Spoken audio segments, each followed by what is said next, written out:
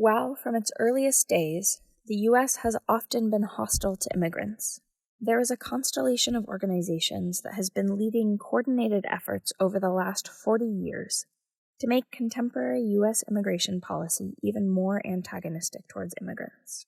John Tanton, a Michigan ophthalmologist and white nationalist, created a network of far-right groups that continue to have profound consequences for state policy and the everyday lives of immigrants.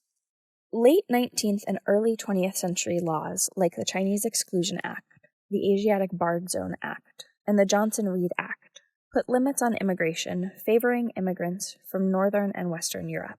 Later laws removed these geographic restrictions and gradually increased immigration from all over the globe, most significantly 1965's Immigration and Nationality Act, or INA. The 1965 law inspired a new wave of anti-immigrant organizing, grounded in a fear of a nation losing its white majority. At the head of this anti-immigrant movement was John Tanton, who saw non-white immigrants as the root cause of social and environmental decline. In Tanton's words, quote, "As whites see their power and control over their lives declining, will they simply go quietly into the night, or will there be an explosion?" To combat expanded immigration, in 1979, Tanton founded the Federation for American Immigration Reform, a policy and advocacy organization that would become one of the country's most influential advocates for limiting migration and enforcement policies that malign immigrants. But for Tanton, FAIR alone wasn't enough. In 1985, he founded the Center for Immigration Studies, a think tank that would help him gain a foothold on Capitol Hill.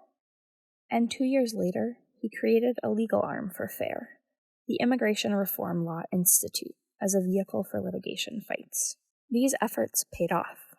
In the 90s, a FAIR lawyer helped draft the Illegal Immigration Reform and Immigrant Responsibility Act. President Bill Clinton signed the bill into law in 1996. This new law amended the INA, creating our current system of deportation and incarceration of immigrants. It created Section 287G, deputizing local law enforcement to enforce federal immigration law, something that previously was not under local jurisdiction. And it expanded the reach of federal immigration law enforcement all across the country. Later that year, Roy Beck, who Tanton once described as his, quote, heir apparent, founded Numbers USA to mobilize on-the-ground actors flooding Congress with phone calls in support of the anti-immigrant movement's agenda. 9/11 gave the anti-immigrant movement a pretense to further build their growing deportation and criminalization machine. The Department of Homeland Security was created, bolstering domestic surveillance and detention efforts against both immigrants and native-born citizens. Many of these policies, and the political rhetoric that supported them, were influenced by FAIR and the network of other anti-immigrant organizations created or nurtured by Tanton.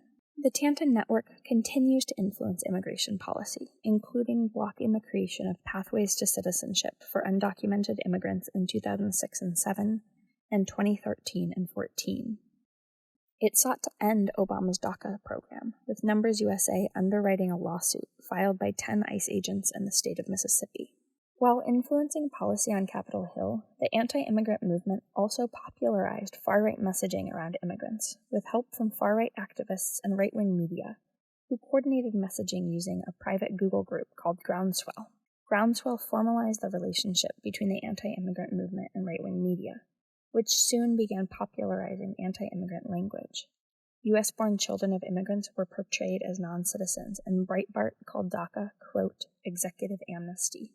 There was a close relationship between the Trump campaign and Groundswell, which became obvious when Breitbart News chairman Steve Bannon left Breitbart to lead the Trump campaign, and later became the White House chief strategist. In 2017, President Trump issued an executive order compelling DHS to expand their use of 287G agreements. The National Sheriff's Association was a willing partner in the pursuit of 287G expansion, working with the administration and anti-immigrant groups to grow the program. In 2019, FAIR flew nearly 200 sheriffs from across the country to Washington, D.C., where they met members of Congress, visited the White House, and took a photograph with Trump. FAIR flaunted their access to the president to entice sheriffs to work with them. This close relationship spawned over 100 new 287G agreements. Though Tanton died in 2019, his legacy continues through his network of organizations that continue to influence policy, regardless of the administration in the White House, and mainstream anti-immigrant messaging in right-wing media, normalizing anti-immigrant sentiments in the U.S. Learn more at politicalresearch.org.